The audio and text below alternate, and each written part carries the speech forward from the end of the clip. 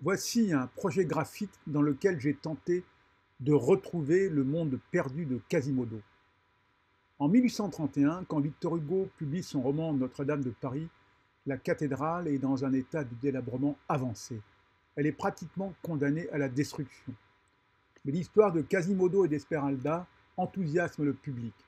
La cathédrale redevient le symbole emblématique de Paris et de la France. Elle sera sauvée.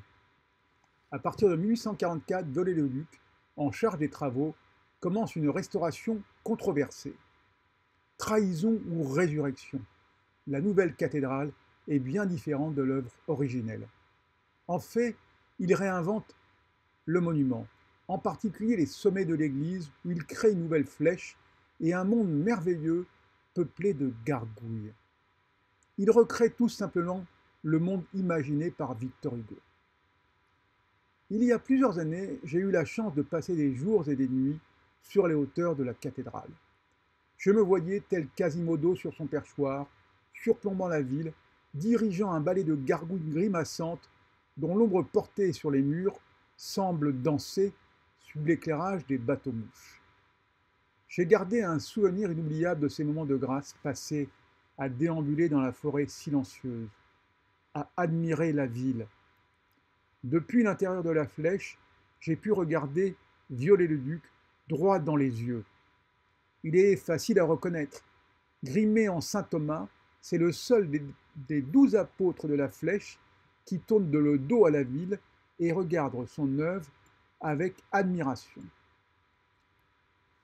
Mais au Moyen Âge, la cathédrale était d'abord un livre d'images, ouvert sur la ville. La façade était recouverte de couleurs criardes. Le monument et ses gargouilles, que l'on regardait d'en bas, devaient impressionner le petit peuple. Les sculpteurs étaient d'ailleurs appelés les imagiers. Pour ce programme graphique, qui raconte ce voyage extraordinaire sur les cimes de Notre-Dame, au cœur d'un monde aujourd'hui disparu, j'ai eu envie de recréer l'univers fantasmagorique de Viollet-le-Duc, à ma façon. J'ai retravaillé mes photographies sur une palette graphique pour les transformer en images. Des images fantasmagoriques et multicolores, tout simplement parce que image est l'anagramme du mot magie. Voici le passage prémonitoire de l'incendie du 15 avril 2019. Victor Hugo a écrit ce texte en 1831.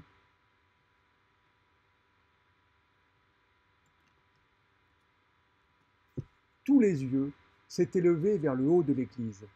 Ce qu'ils voyaient était extraordinaire.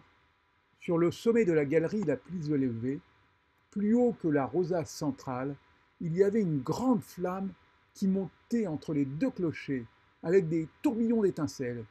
Une grande flamme désordonnée et furieuse, dont le vent portait par moments un lambeau dans la fumée.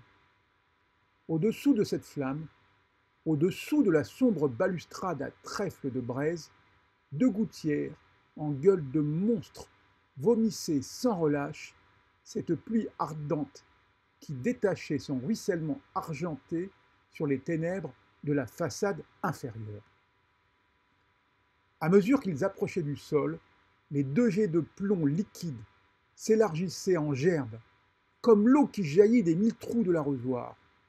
Au-dessus de la flamme, les énormes tours, de chacune desquelles on voyait deux faces crues et tranchées, l'une toute noire, l'autre toute rouge, semblaient plus grandes encore de toute l'immensité de l'ombre qu'elles projetaient jusque dans le ciel. Voilà un texte écrit en 1831.